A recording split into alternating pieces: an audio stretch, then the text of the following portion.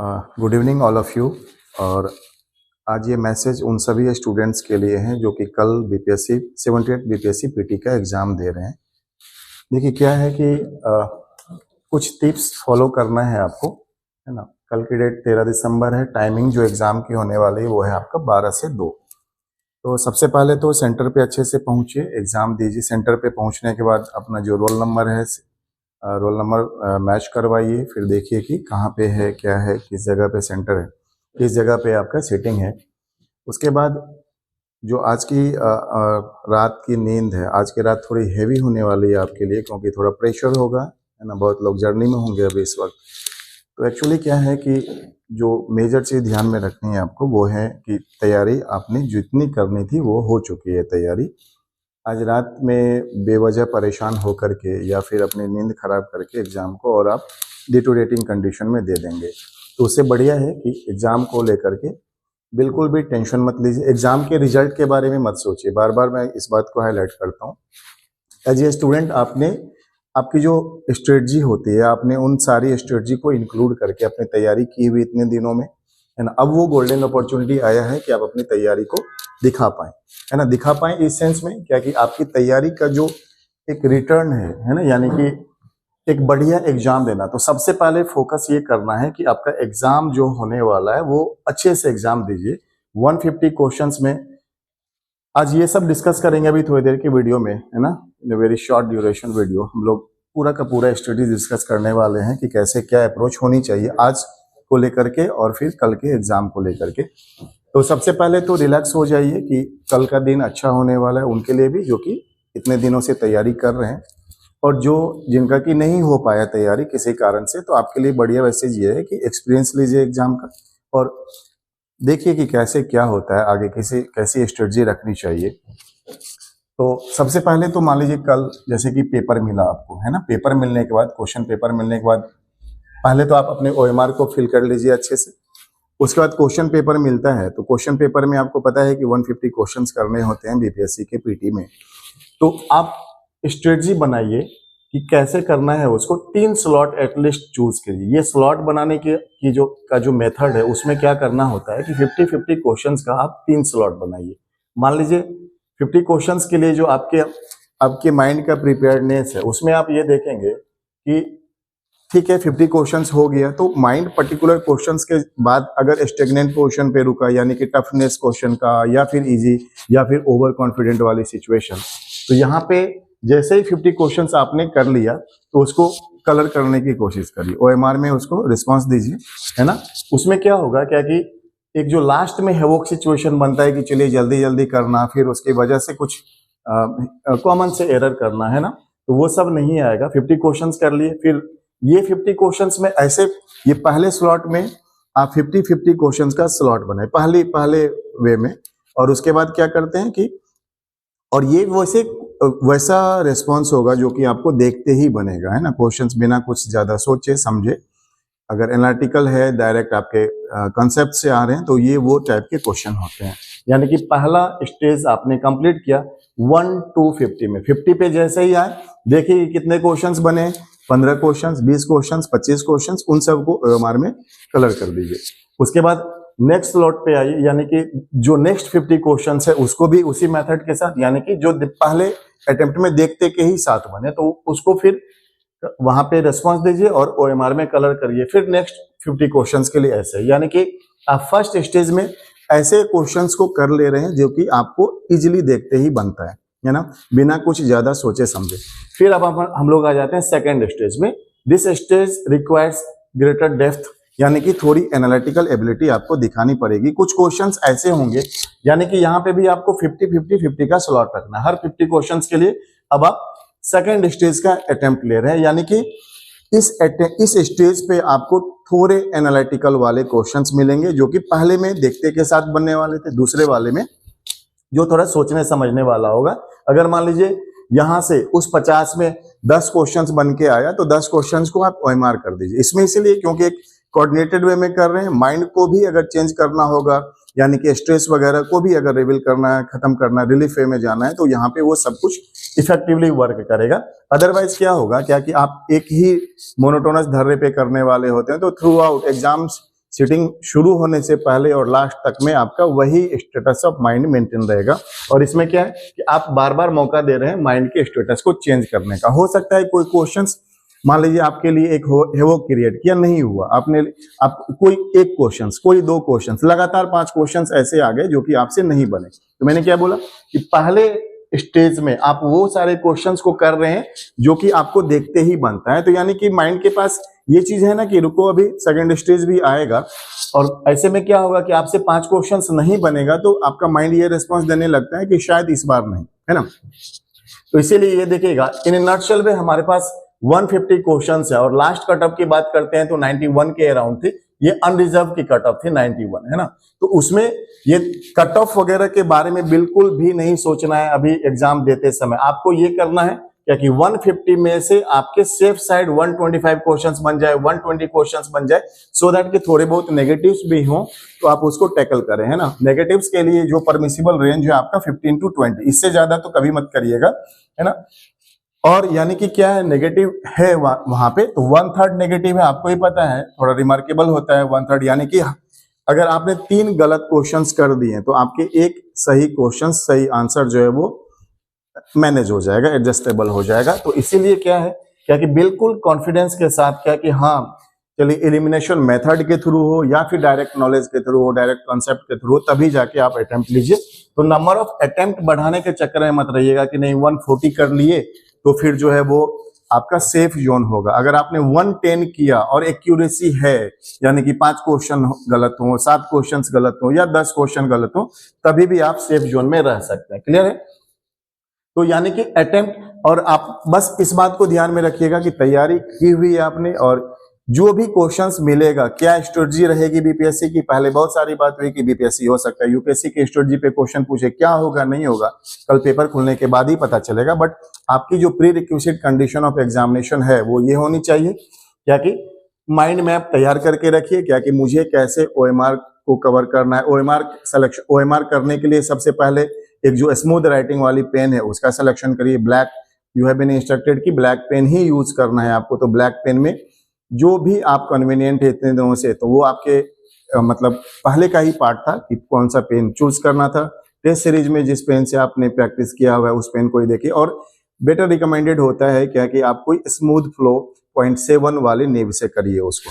ठीक है, एक तो ये हो गया। तो ये आपका मेंटल आउट मैप है कि फर्स्ट स्टेज में हम 50 क्वेश्चंस के स्लॉट लेंगे, सेकेंड स्टेज में एनालिटिकल वाले लेंगे, और थर्ड स्टेज में थोड़ा डेप्थ अंडरस्टैंडिंग वाले क्वेश्चंस को लेंगे। और यानी कि क्या है कि आपका पहला स्टेज और तीसरा स्टेज दोनों ही थोड़ा अलार्मिंग होता है। पहला होता है ओवर कॉन्फिडेंस की वजह से, कि ओवर कॉन्फिडेंस में आकर के गलत करना, जैसे नोट को नहीं पढ़ना, है ना, इनकरेक्ट के बदले करेक्ट पढ़ लेना, या फिर ओवर कॉन्फिडेंस में आकर के कुछ मतलब अलग ही तरीके से क्वेश्चंस आप समझ पा रहे हैं, रॉन्ग इंटरप्रिटेशन हो गया, रॉन्ग परसेप्शन की वजह से। तो वो सब आपका फर्स्ट स्टेज में है। यानी कि एकदम बिल्कुल कॉन्शियस माइंड के साथ करिए। यानी कि अभी जो आप 6-7 महीने से तैयारी कर रहे थे, हो सकता है साल भर से वेट कर रहे हो उस एग्जाम का, ये जो 13 दिसंबर का डे है आपका डिलीवरेंस डे है।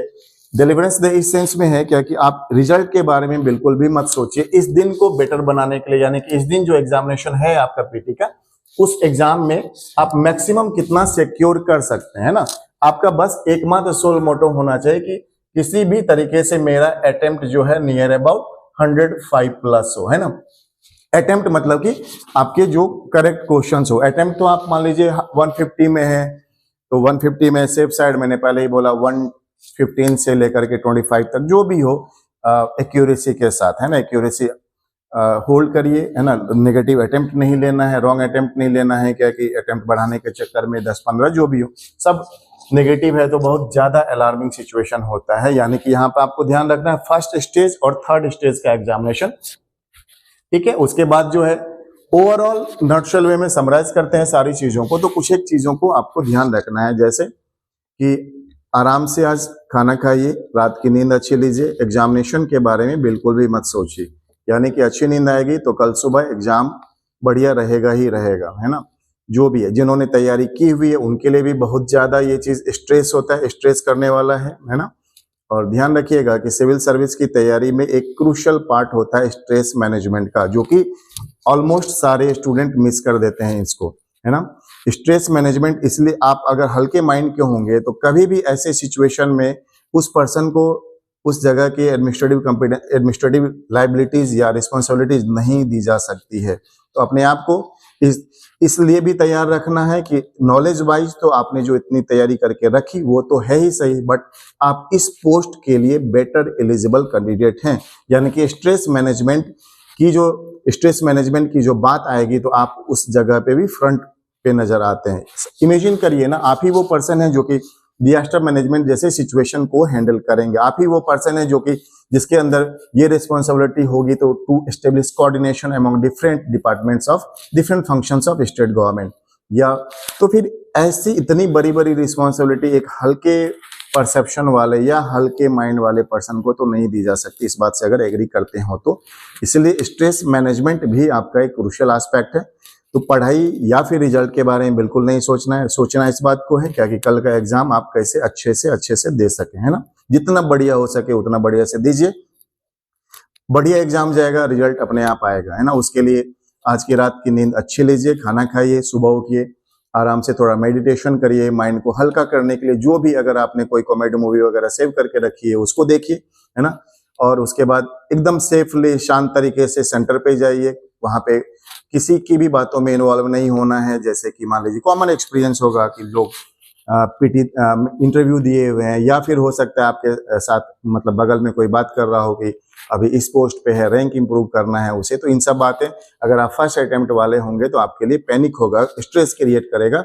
और अभी स्ट्रेस मैनेजमेंट इस लेवल पे नहीं आया होगा कि उसकी बातों को आप मैनेज कर पाए, है ना। तो इसीलिए बढ़िया है, बेटर है कि अलग रहिए, है ना। कोई जो आपने स्ट्रेटजी के अकॉर्डिंग मूवी हो या फिर मोटिवेशन क्लिप बना के रखा है उसको देखिए, है ना। सब कुछ इसलिए करना है क्योंकि एग्जाम जो है ना ये 150 क्वेश्चंस बहुत बढ़िया हो जाए। ध्यान रखिएगा कि अगर किसी भी तरीके से नेगेटिव साइड में एक मार्क से भी रुकता है तो वो आपके लिए कोई मौका नहीं है सिवाय इसके कि अगले साल का वेट कीजिए, है ना। तो इसीलिए क्या बार बार इस चीज को इम्फेसाइज कर रहे हैं कि कोई भी एक्सटर्नल फैक्टर हो या फिर आपके ही इंटरनल फैक्टर क्यों ना हो, internal factor in the sense कि कोई बगल में बात कर रहा है कि मेरा लास्ट इंटरव्यू 1 नंबर से छूटा, तो फिर आपकी चीजें वर्क करने लगी आप ही के अगेंस्ट, है ना, आपका कॉन्फिडेंस।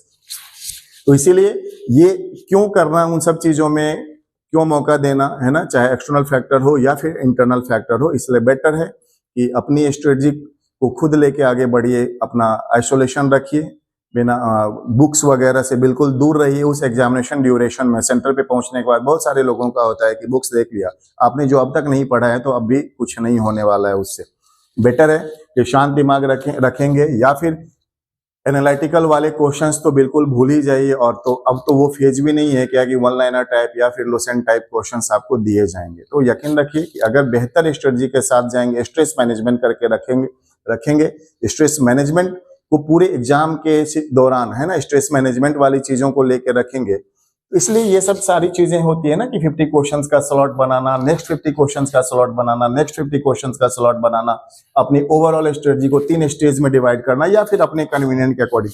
अगर आपको ये लगता है कि हम 5 स्टेजेस में अपनी स्ट्रेटजी बनाए, 30 क्वेश्चंस का स्लॉट लेते हैं ना, तो फिर आप वो बना लीजिए। लेकिन सजेस्टेड ये होता है कि एटलीस्ट 50 क्वेश्चंस का लीजिए अगर 150 क्वेश्चंस हैं तो, है ना। तो ऐसे में क्या होगा क्या कि आपका एक पर्टिकुलर टाइम के बाद ओएमआर भी, पर्टिकुलर टाइम के बाद क्या पाएंगे कि क्वेश्चंस भी बन गए आपसे, है ना, नंबर ऑफ क्वेश्चंस भी अटेम्प्ट कर लिया, ओएमआर भी कलर है ना। उसमें ये नहीं होगा पैनिक सिचुएशन की लास्ट में पता लगा कि ओएमआर मतलब कुछ क्वेश्चंस उधर ही रह गए थे, ओएमआर नहीं हो पाए, कुछ क्वेश्चंस घर आके देख रहे हैं कि अरे ये तो मैंने कलर किया ही नहीं, है ना। तो ये सारी चीजें वहां पे आप विन विन सिचुएशन में रहेंगे अगर ये सारी बातों को टैकल करेंगे तो, है ना। और फिर परेशानी नहीं रखनी है। अगर ये बस ध्यान रखिएगा कि ये आपका पहला स्टेज है और उनके लिए तो खैर बहुत ही अच्छा है जो काफी दिनों से अपनी तैयारी को कर रहे थे, है ना। किसी भी लेवल पे ही घबराते हैं, किसी भी लेवल पे अगर आप रिजल्ट के बारे में सोचेंगे तो वो क्षण हो सकता है आपके रिजल्ट से दूरी बनाने का वजह बन जाए। तो इसीलिए रिजल्ट के बारे में तो बिल्कुल भी नहीं सोचना है, कॉन्फिडेंस रखिए क्योंकि तैयारी किए हुए हैं तो साथ मतलब हर जो ये नेचर है ना, अपना नेचर आपका साथ देगा। तो इस वजह से ध्यान में रखिए कि पहला स्टेज पार होगा तभी जाके दूसरा स्टेज पे मौका मिल सकता है, मौका मिलेगा। और पहले स्टेज को पार करने के लिए एलिमिनेशन है। आपको पता है कि पीटी का होल सोल पर्पस होता है to weed out non serious candidate, है ना। तो जो नॉन सीरियसनेस है, non seriousness in the sense आपकी तैयारी को भी लेके हो सकता है, नॉलेज वाइज आपकी स्ट्रेटजी को भी लेके हो सकता है, आपके कॉन्फिडेंस को भी लेके हो सकता है, ओवर कॉन्फिडेंस को भी। नॉन सीरियसनेस किसी भी तरीके से डिफाइन हो सकता है, तो उस एटीट्यूड को दूर रखिए, है ना। और जो एक सीरियस अप्रोच है, serious approach in the sense कि ठीक है, पढ़ा है आपने, अच्छे से पीटी कवर हो जाएगा, फिर अगले स्टेज की तैयारी करिए और फिर नेक्स्ट स्टेज की तैयारी करिए। तो इन्हीं सारी बातों को ध्यान में रखते हुए, है ना, आप सभी लोगों से ये उम्मीद है और निवेदन भी है क्या कि अच्छे से एग्जाम दीजिए, ताकि मिलके मेंस की तैयारी करें और पूरे दम के साथ, है ना। तो उसके लिए हमें पीटी के लिए बिल्कुल विनिंग सिचुएशन क्रिएट करना होगा, है ना। और विनिंग सिचुएशन इस सेंस में क्या कि जब हम तैयारी करते हैं ना, तो बिल्कुल एक अच्छे माइंड के साथ, एक अच्छी उम्मीद के साथ, और आपने तैयारी की हुई है, तो फिर हम बेहतर सोच सकते हैं। ठीक है, तो इन्हीं सारे उम्मीदों के साथ, इन्हीं सारी बातों के साथ आप सबको बेस्ट विशेष है जीएस नेक्सस की तरफ से। अच्छे से एग्जाम दीजिए और फिर आगे जब भी कोई परेशानी हो तो हम लोग हैं यहाँ पे टैकल करने के लिए। मेंस में मिलते हैं फिर। Okay, good luck all of you.